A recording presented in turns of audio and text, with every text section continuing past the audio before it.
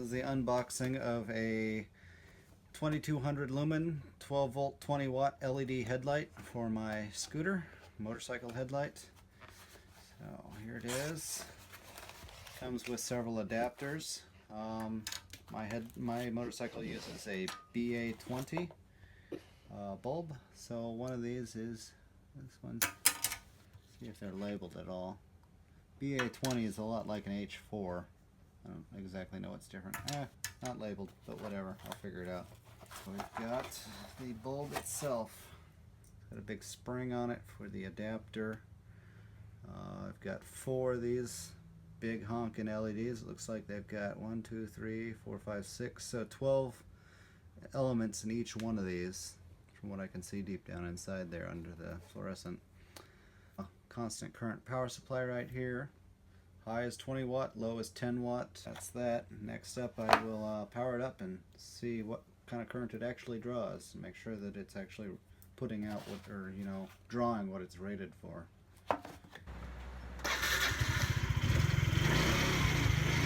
Okay, this is the factory headlight. It's on my front porch, so it's pointing into the grass. But as you can see, I've got light directly on the ground in front of it. Here, let's put it on high beam. Okay, this is high beam. So there, it lights up the fence pretty good. Low beam, it really only lights the ground directly in front of the light. There's the light. This is low beam right now. It's a very yellow color. It actually looks pretty decent in person. This is the 35 watt factory bulb. Engine's a little cold right now, so. Whoa, idle. There we go. Yeah.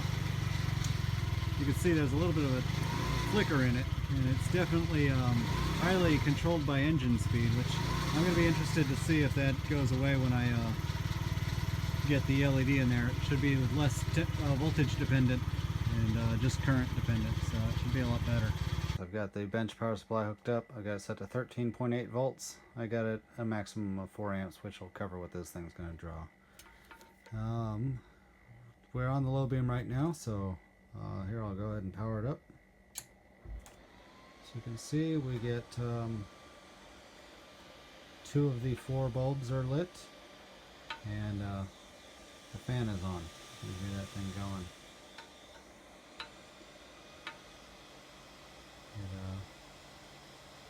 It is drawing 8.5 amps. No, I'm sorry, 0.85 amps. That's a big difference. Did the math, that's a little over 11 watts. So you count the fan, and there you go, there's your extra water. So now, we'll switch this over to the high beam. And now I got it wired for high beam. Turn it on. There it is. Drawing 1.55. which is about 21 watts. As we can see, we've got all 4 bulbs lit up this time. Fan is still running. Sounds like about the same speed. Yep.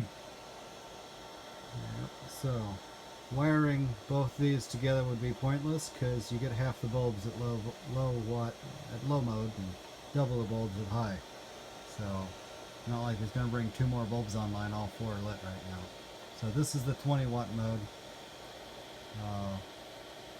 It seems nice. It's a good color. It's very, very white. I don't see any blue coming out of it. We'll see how it looks on the bike. So here's what I've got. There's the headlight hole in the back of the housing. It's got 2 tabs on it. The only 2 tab adapter that I've got doesn't even begin to fit. Here, I'll set this in place. Okay, there. Not even fitting. It's just kind of nowhere near the tabs. So I'll get this out of here. The other adapters I've got are 3 tab adapters. We got springs here. Here's the original bulb. I lost one of the filaments. It's kind of floating around at the bottom of the... But anyways, here's the original bulb holder. It kind of worked like a brake light. Again, only 35 watts. I guess that works. But I'm thinking that I measured it real quick. Here's the new bulb, and it's about the same size as the hole in this. Batteries are dead, so I can't actually measure it. But thinking that if I remove the metal tabs here, it'll fit through here, and I can force it to work one way or another. That'd be interesting. So I have had to do some interesting adjustment. This little adapter ring was attached onto the neck of this with a tiny little screw that goes in on the flat spot right here. So this went down over the top of it. Anyways, this thing is just barely big enough. So you see how it's stepped? The smaller area fits inside the back of this, but the rest of it doesn't. Well, I need this thing to literally go all the way down, and the bulb needs to stick out that far. I came up with that, but I got the old bulb in here, and I measured it with the calipers here, and I measured from the I measured from the base here up to the filament, and got a height. I'll just assume that's at the same place I left it. I take this out, and when I set this down over that all the way bottomed out, I get the same height to about the middle of the LED filament. And then when I put it in the headlight housing, I get the same pattern on the wall that I was getting with the original. Well, I get a reasonable one. When I don't put this in there and I just stick this in the hole, I get a horrible pattern that lights up the ceiling. And when I had it in there with this adapter, I got a horrible pattern that lit up the ground directly in front of the bike, high beam or low beam. But when I put it in there with the filament, or the LED element at about the same spot as the filament was, I get a perfect looking pattern on the wall. It's well shaped, well formed, and it seems to be in front of the headlight rather than directly on the ground in front of it. So I'm going to call this good. I'm going to have to come up with some kind of adapter. I see a lot of JB Weld in my future, which is unfortunate, but whatever. So it's attached now. It's become one with it. I used a little bit of this JB Weld steel stick. It's a JB Weld epoxy putty. So there we go. I've put it so that the low beam is pointing up. Seemed to give me the best beam. We'll see if I got that completely backwards. I can actually install this opposite in the bike, so we'll see how that looks.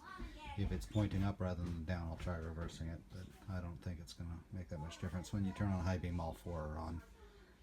And now I've got to splice it to the wiring. I've got to go back out to the bike and figure out which one of these is high and low and hook that up properly, because it'd be annoying to have it backwards.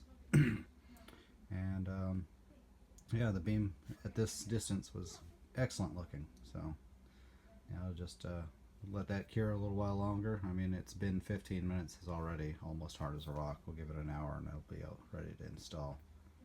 So it's not like it was making it watertight.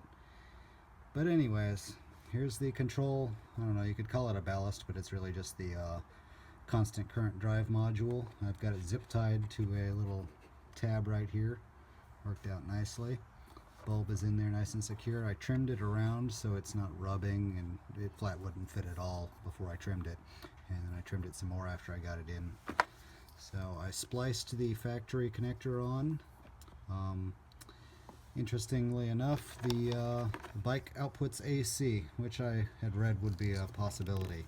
So black is common, green or light blue is or cyan is low beam, and dark blue is high beam.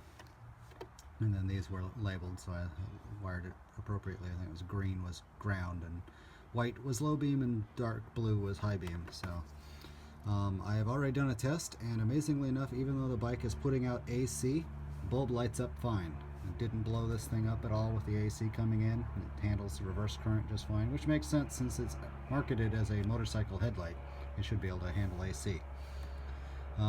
At idle, it flickers a little bit, but the moment I give it some throttle, the flicker goes away. It's above the, I don't know, 25 frames per second, so it's going above 50 hertz.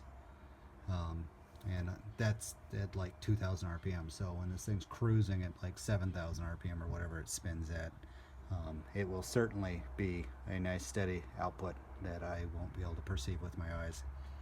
If it is an option, I mean, if it is a problem, there's an option of putting in a couple of diodes in a big fat cap, or two of them, one for low beam and one for high beam, but I'd rather not do that. Just for simplicity's sake. I mean, this is much simpler. There's probably some bit of capacitance in here, but obviously not enough for it to completely not flicker.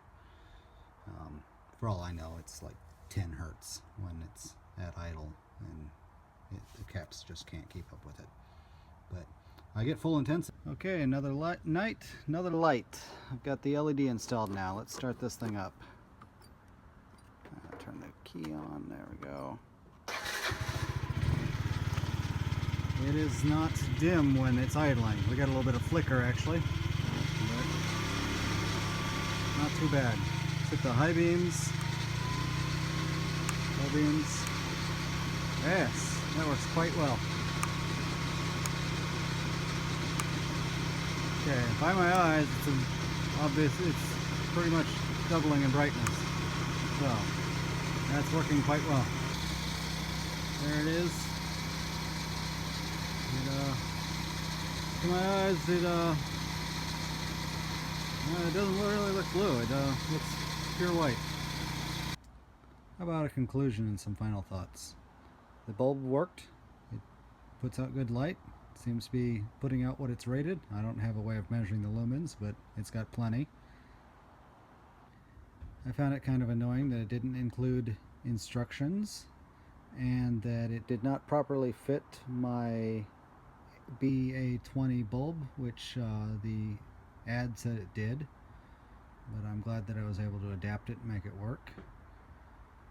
I'll be driving this thing in the morning, so we'll see how it works on the road, but I can already tell that it's lighting things up better than it did before. I bought this on Amazon for 30 bucks, shipped. Totally worth it.